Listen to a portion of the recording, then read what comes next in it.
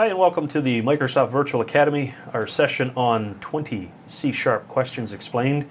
This is our MVA Academy session, or Microsoft Virtual Academy session on explaining the top 20 C# questions. My name is Jerry O'Brien. I'm joined by Paul Party here, and we're flip-flopping back and forth, taking our turns at explaining some of the key driving issues that our developers in C# want to know how to do. We're going to take a look at question number 13 in the sequence here, and this is how to get my own IP address in C#. Now, there may be times when you look at the perspective of how to get your own IP address is relatively simple from a command line, but how do we do it in an application? And there are a couple of different aspects and key components to think about for this. And one of them is, are we talking about getting my local private IP address, or are we talking about getting my public IP address that is actually visible on the internet? Sometimes, you'll go to the occasional site, maybe that has some marketing aspects to it, and somebody's already taken a look at what your public IP address is, and they popped up some ads on the column of the website saying, oh, hey, I happen to notice that you're in Redmond, Washington. Well, did you know that, we have car cleaning available here, or whatever the case may be. So, they have a mechanism and a way of getting the public IP address, which sometimes is a little bit easier than what you can actually do it yourself on, for your application code internally. So that's, we're dealing with the public. We'll take a look at how we get that information on the public IP address, and we'll see in the code that we have to use an external entity to actually figure out what that is, or sometimes it's easiest to do it that way. And then we'll take a look at how do we get our private IP address, and this has changed somewhat over the years as well. And I can remember when we first started using networking way back in Windows 3.11 for workgroups. So that was going back a little ways in computing technology and how we gained access to that. And we had one network interface card, and we had one IP address that was assigned on the network, whether it was dynamically assigned or statically assigned, it didn't matter. So it was really easy to figure out what it is. Problem today is if you look at most systems that we have that we're running Windows on, we sometimes have virtual networking adapters. From Bluetooth network adapters are in there. We've got wireless network adapters. We've got fixed wired network adapters. What's my IP address and which one am I looking at? And we'll see examples of how these multiple values come back and how we can use some IP knowledge to figure out which ones we're specifically looking for. Let's take a look at what Visual Studio has for us, and we'll see how to figure this out. And I did a Control Tab. It's supposed to be Alt Tab. I forget how to do these every once in a while. All right, so we're in Visual Studio, and we have this method that we're going to call that is get private IP. So this is the one we'll focus on first. Let's pop down to the definition for get private IP. Now what we're going to do is we're setting up a couple of for each loops in here, and the reason that we're doing this is because there's the potential. And I don't know for certain because this is the first time I've run this code on our studio laptop, but it's a similar laptop to what I've used before. Chances are we're going to have multiple IP addresses in here. So we're setting up a couple of different loops in here. And the first for each loop is actually going to iterate through the interfaces that are available on this computer. So it's get all network interfaces. If you're attempting to run this code, allow me to scroll up very quickly and take a look at our using statements up here at the top. We need to have system.net.network information, and for the public one, system.net.sockets. So not sockets. Socket. We need to have those using statements in here for the namespaces and the classes that will provide that functionality for us. So again, if we take a look at what we're doing, the outer for each loop will get all network interfaces. The inner for each loop will look for the address information, so get IP properties for the unicast addresses. And we could get into all kinds of information about IP addresses where we have unicast and multicast, etc. Unicast is the IP address that focuses specifically on the interface that we're working with. Multicast deals with, we're sending or broadcasting messages or information out. So we want unicast addresses. And within that, we're going to then say if the address family is equal to internetwork, all right, so this is an address for IP version 4. You can change it to go IPv6 if you want to, but the numbers get incredibly long and confusing. Let's just stay with IPv4 for the time being, because most people are still familiar with the IPv4 format. And when we find it, then we want to simply say the IP address and then take that address into string. Now, because that if statement in the console.write line is within the inner loop, we will iterate over all of the available IP addresses and spit them out to the console itself. Okay. And yeah, I did get confused in that console.write line because there is a console.out.write line if we want to go to that extent as well. So we're using the shortened version here. So for the private IP, let's go ahead and execute this and see what we get.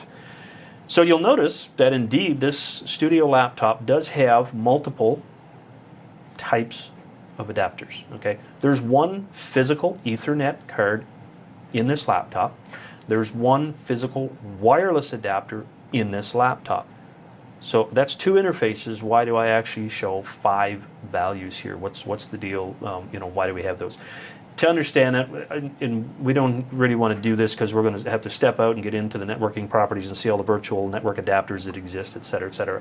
And we don't necessarily have to do that, but what we're concerned in is what's my private IP address that I communicate with the rest of this internal network using.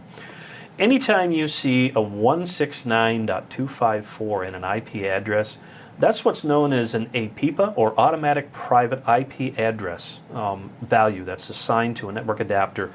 If you don't statically assign an IP address to a network adapter and you don't have a DHCP server on your network, any network adapters in the system, when the operating system boots up, will get assigned one of these APIPA or 169.254 based IP addresses. Ignore them. If you know you're connected to the network and you're trying to find out what your internal IP address is, ignore these 169 values because they're not going to be used for your network communication.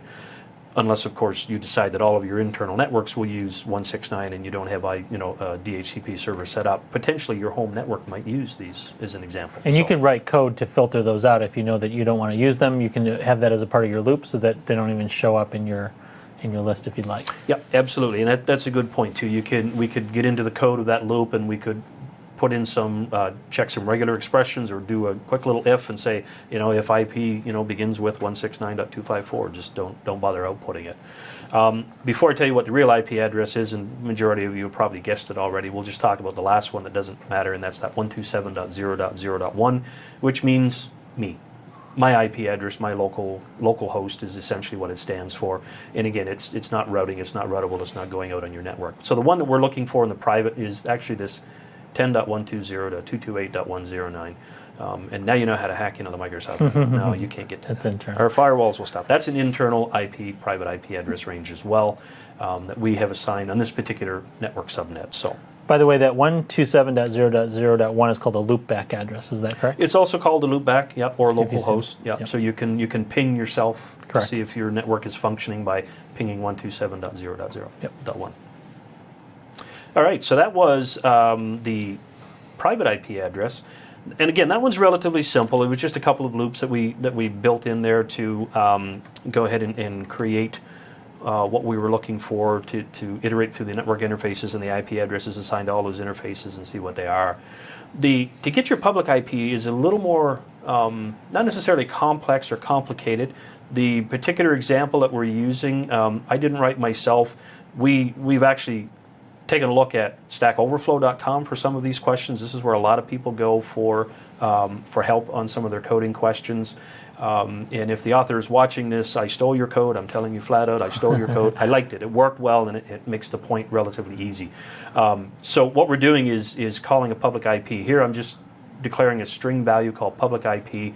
We're going to assign a value to it that gets returned back from that method that we'll take a look at in just a second, and then we'll output that to the console window. So let's see what the get public IP is actually doing. So here, we're creating a new variable called address, and we're going to actually use some web response information. So we're getting into some network programming here that focuses on dealing with web requests, streams, and getting the information out of those streams and parsing that information. So we're going to create this web request called request, and we create it with a URL. So this is one place where you can go to get your public IP address, checkip.dynDNS.org.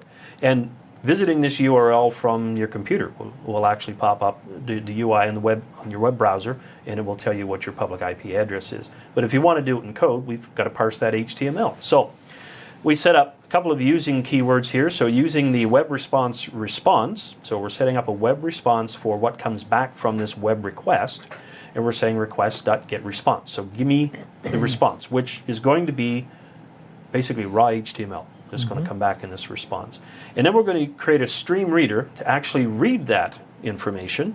So we've got a new stream reader. This will be stored in memory, and we say response.getResponse stream. So this is Visual Studio's way of saying, read this information in a stream, throw it into the stream reader object that I have created, and we want to do something with it after a little bit. So we have created this string value called address, and to address we assign whatever's in the stream, and we say read to end because we want to get the whole thing. And the reason we want to do that is for our parsing to make sure it's complete as we parse through it. The next is kind of key because this is where we're searching for the IP address in the HTML.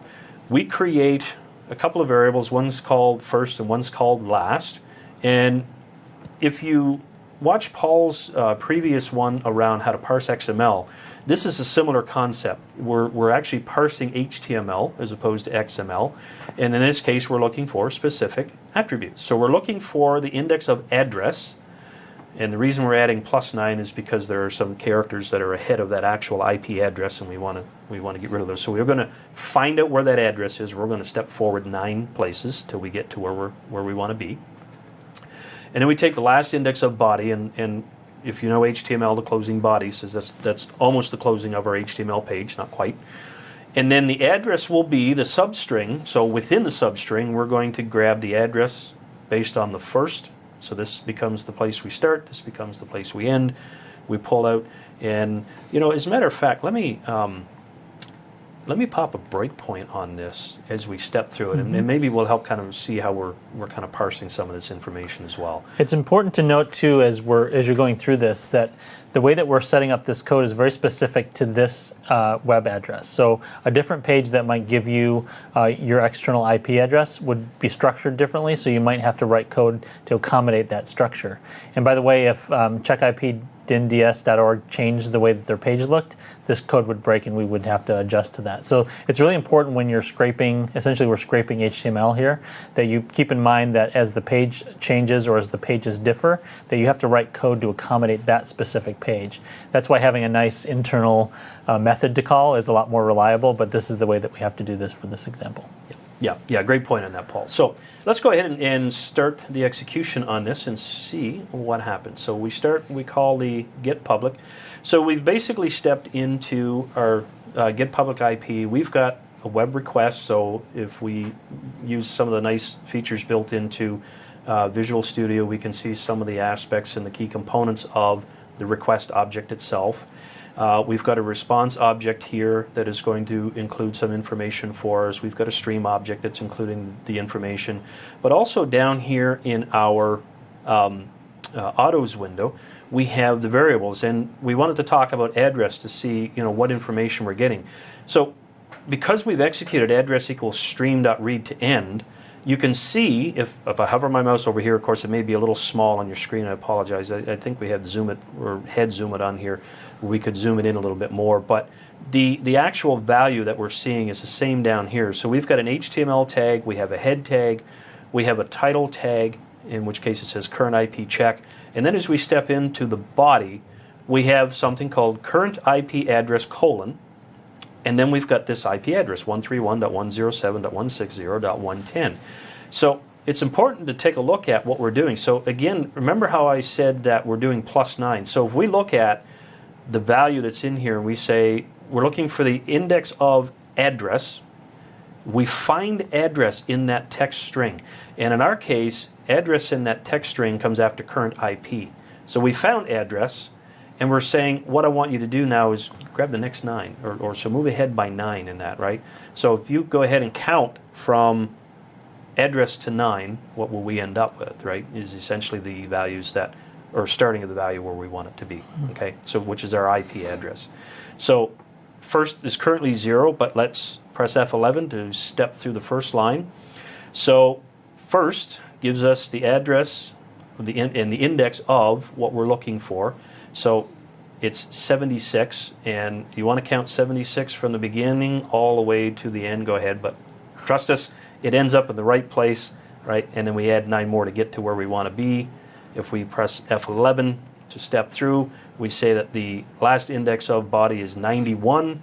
So now address actually contains, if we step through F11, address now actually contains the IP address because of the functionality we did in the first, the last, and the substring value to pull the information out. Right. So in essence, what we're doing is we're counting through numerically the string till we get to a specific point in the string. Then we grab the number of characters that exist until the last index of -1. So the first index took us to the end of address, basically. The last took us to the beginning of body.